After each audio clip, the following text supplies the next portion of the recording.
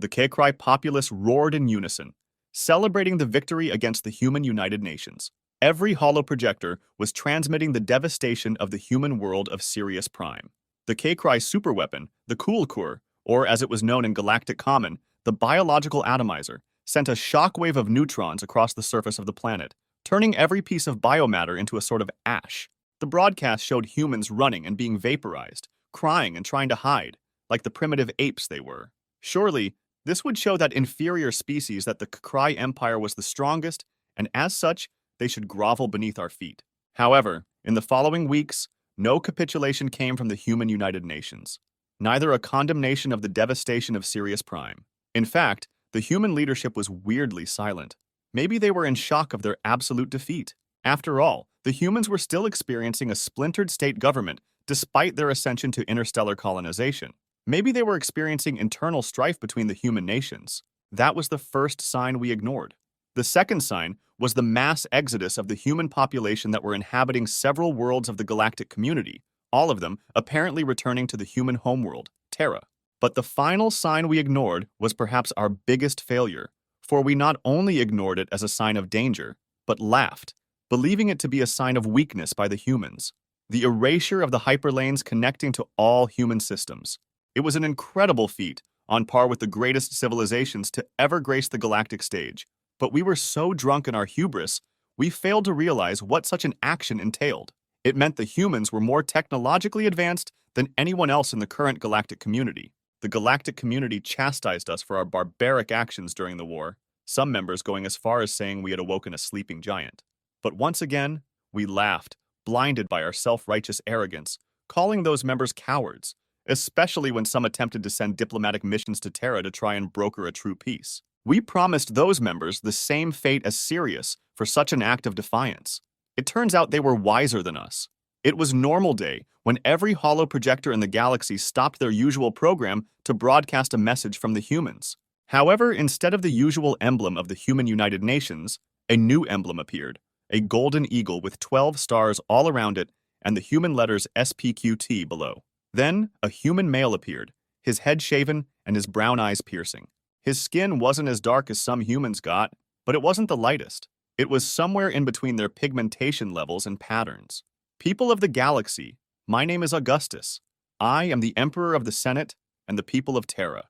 In the wake of the war with the vermin known as Kekrai, we, the people of Terra, underwent a shift. We realized that we could no longer be divided amongst ourselves when fighting enemies as ruthless as the vermin. As such, the world agreed, and instead of a single nation taking over, we all abdicated and revived one of the greatest empires of our past. My broodmate snarled every time he called us vermin, shouting insults and death threats towards the holoprojector. Me, however, I felt something was terribly wrong. A heavy sense of dread was setting over me, dominating me.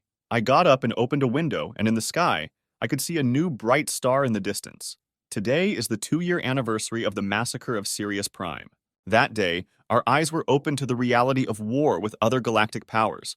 We were so focused on our peacekeeping agenda and our own rules of war, we did not consider the other powers did not care about such rules. We were wrong, and we paid the price. This brings me to my next point. To every power in the galaxy, I ask that you understand what we are about to do is not an act of revenge, nor is it born out of hatred for the Kekrai. We spent the last year and a half debating this topic, with several global referendums and Senate votes being issued and revised. The people and the Senate of Terra have declared the Kekrai to be a parasite and vermin, a species that exalts in destruction and misery. As such, we have voted that the Geneva Conventions do not apply to them and have marked them for extermination. I felt a chill travel down my body as the star in the sky kept glowing brighter and brighter. The human's voice felt otherworldly. We have initiated the Nemesis protocol 30 minutes ago and began shattering every Kekrai world apart from their capital world. To those inhabiting those worlds, I hope you find solace in each other before the end, because you will find none after. And to the Kekrai leadership, do not worry. We, on our path towards the stars, have learned the importance of preservation of species, even those considered to be parasitic in origin. Your capital world will be reaped, with 10,000 individuals being transported to a preservation station orbiting the Erebus black hole, where every possible need your species might have, from environment to nutritional, will be met. The world will then be quantum shifted, existing in a locked temporal loop for all of eternity. I turned towards my broodmates, whose faces were twisted in horror as the realization of reality washed over them. Outside, I could hear the commotion and the cries of panic, and I couldn't help but feel empty, wondering if this was how the humans we vaporized had felt just before their deaths. The glow was now so bright that it was outshining our star. "For Sirius Prime," said the human emperor on the hollow projector, as I ran towards my broodmates to hug them. "The galaxy is different, the waves of the new era rippling throughout the galaxy, through every star, every black hole, every nebula and comet. Every planet quakes under the awakening as the heralding light reaches them, reminding every soul that the galaxy has entered a new age, the age of humanity." I look up towards the colorful night sky from my balcony, and my eyes drink the wonder of the cosmos, a magnificent frame for the first outburst of light, the herald that took a decade to arrive, carrying the message every sentient, spacefaring species already knew the meaning of. This was the light emanating from the Kutri system, previously a border system of the Kukrai Empire with our civilization, the High Veilhar Republic. This light, however, was not coming from the two stars of that system. It was coming from Kutri Prime, the only inhabitable planet of that system. It was the light of an event the galaxy was now calling the Nemesia, the Day of Retribution, 1 decade ago. Some species, especially those who the Kukrai's expansionist agenda had targeted, celebrated the event, some making it a holy day. Our planet did not celebrate it, with our Council of Elders calling it a barbaric act, no matter how violent or dangerous the Kukrai were. This view was shared amongst many members of the galactic community, and despite the apprehension many held in regards to denouncing the actions of the newly formed SPQT, or as it was informally called, the Human Imperium, the Human Emperor did not threaten those who held those views. We understand that many will oppose our actions in regards to our actions against the Kukrai, claiming we had no right to judge an entire species. The voice of Emperor Augustus sounded warm and inviting. Even his predator-like physiology, which all humans shared, seemed compassionate. Within our own forums, a significant percentage of our people manifested against it, but in the end, the majority decided it. I know some will call our actions vengeful for the 1,343,000,000 humans that inhabited Sirius Prime at the moment of the massacre. I will not deny that grief still permeates our hearts, and that some do hate the Kukrai. Many of us lost family on that day, I included. My brother and his family were tragically taken from us, along with countless others, and I will never forget it. But we must move forward, together. The speech was generally well received amongst the galactic powers, with a few remaining steadfast in their condemnation of the SPQT. The representative of the Veilhar had spoken after the Emperor and condemned the genocidal actions of the humans, but showed a willingness to re-establish diplomatic relationships after the humans agreed to at least listen to the talks of reparations and talks of releasing the 10,000 Kukrai imprisoned in the preservation station.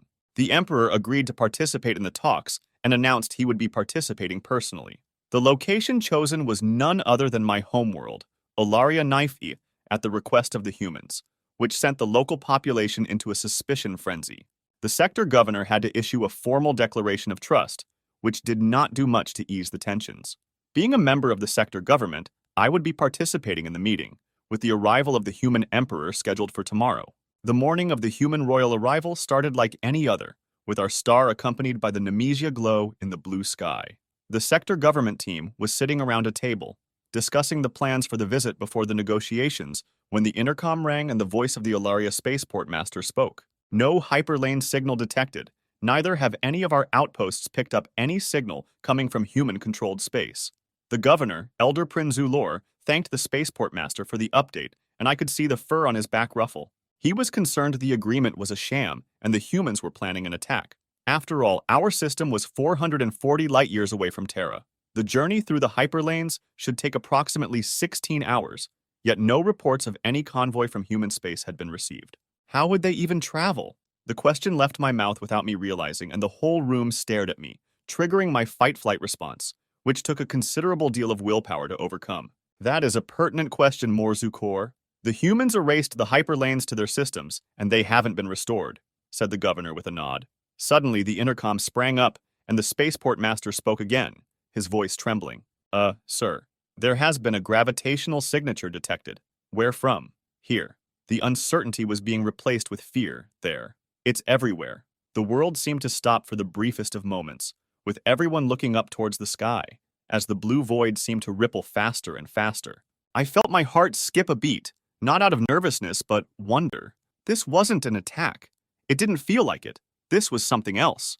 Suddenly, a ring appeared, sending one final wave through space, fading into infinite nothingness. Through the ring, we could see another set of stars in the distance and one planet. I immediately knew what planet it was. I had seen plenty of it over the last few years. Terra, home of the humans. However, it was not entirely as it appeared in the holo projectors. This Terra had two artificial rings constructed around it, one contained within the other. The inner ring had, what appeared from this distance, several dockyards. It appeared to serve mostly the function of a planetary spaceport. The second ring, with a circumference at least 10 times bigger than the inner ring, appeared to have seas and land on the inner surface. Lights dotted these islands or continents. The outside of this ring appeared to serve as an aggressive defensive barrier, with cannons and other weapons dotting the outside. The view of the marvelous planet was suddenly obstructed by a massive ship coming through the gate. It was an elegant vessel with completely black armor, adorned in a multitude of golden botanical overlays. In stark white, the words TIV Juno in the standard human alphabet stood out. Good thing I had studied the human alphabet and languages in the years before. Wait, how could I read it this far? The intercom rang and the spaceport master's voice, almost stuttering, said, "A wormhole has been detected and subsequently, a gargantuan vessel traversed it." "How massive, Master Jewel?" asked the governor. "Our sensors indicate it's 70 km in length, and it's emitting a power signature unlike anything we have ever seen," said the spaceport master, "and it appears they're hailing us." "Keep us connected as they contact you," ordered the governor. "Greetings, Ilaria Spaceport. This is Admiral Chen Zhao of the Terran Imperial vessel Juno. We are transporting His Imperial Majesty, Augustus, on a diplomatic visit to Ilaria." "Permission to dock," said a smooth voice in perfect galactic common. "Greetings, Admiral Zhao." "Welcome to Ilaria," responded the spaceport master. "This is Spaceport Master Jules Zulier. I would love to permit you to dock, but it appears your vessel is quite larger than the spaceport, so you will have to gravitationally anchor yourselves to our moon." "Understood, Master Jules. We shall do as you request. We will be sending our administrative staff over to the spaceport to handle the bureaucracy, and in the meantime, the diplomatic mission will make its way towards the surface of Ilaria Nivi." "Where should they land?" "Hello, this is Elder Prinz Zulor, Sector Governor of the Ilaria Sector. We shall send you the coordinates for the diplomatic disembarkment platform," interjected the governor. "Very well, Elder Prin. We'll be awaiting your instructions." A few hours later, the entire sector governmental team was standing by the diplomatic platform as a black and golden shuttle gently floated down. As it made landfall and the ramp slid down, I got my first-hand look at humans. Quite taller than us, the humans lacked our fur or tail. They also only had 4 limbs, with 2 upper limbs and 2 lower ones. Their hair and pigmentation, however, was quite varied.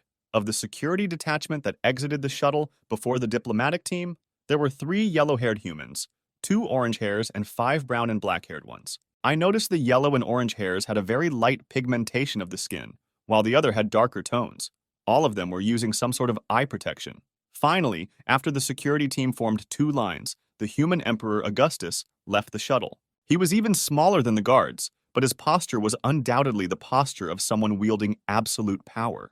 His brown eyes quickly darted all over the platform in a fraction of a moment before finally resting on the sector governmental team, sending chills up my back. And from what I could tell from the pheromones emanating from the rest of the team, the reaction was shared by everyone else. Those were the eyes of an apex predator, a hunter. He walked towards the team and bowed his head, placing his hand on his nape, a formal Veilhar greeting. "I am honored to be here, under the guidance of the elders, of everyone who came before. I am Augustus, formerly Michael, and I am here on behalf of humanity. I am all of them, and they are all of me." His voice was smooth, almost like a singing bird, but that is not what caught us off guard. He spoke in our language, High Velharan, and his accent was slightly foreign. My eyes focused more on the Emperor, analyzing every aspect of his being. He was wearing a white cloth vest with gold embroidery and white pants. It almost resembled a military uniform. On his left hand, he was wearing 2 rings. One is a simple golden band, the other is an ornate ring with an eagle holding the letters SPQT. Before anyone could respond, the Emperor looked up and smiled as the light of our star bathed his skin. "Your star, Ilaria, holds an exceptional meaning for us humans. We call it Polaris, the North Star. It helped navigators centuries ago travel the seas, and now It helps us as we explore this unending cosmic sea. The governor smiled and cleared his throat before speaking the human English language. Welcome, Emperor Augustus. I am Elder Prince Zulor. We are the ones who are honored by your visit, and we appreciate your dedication to diplomacy by learning our language. I am sure that as we advance, we will be able to prevent the mistakes of the past. The emperor nodded and approached the governor, holding out his hand.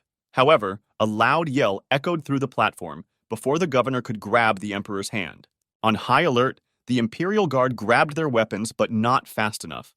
A Pika-Pow, an avian species known for their battle-oriented society, was diving down, holding an energy rifle, and pointing it directly at the emperor. "Murderer!" shouted the Pika-Pow, pulling the trigger, sealing the fates of millions in one fell swoop.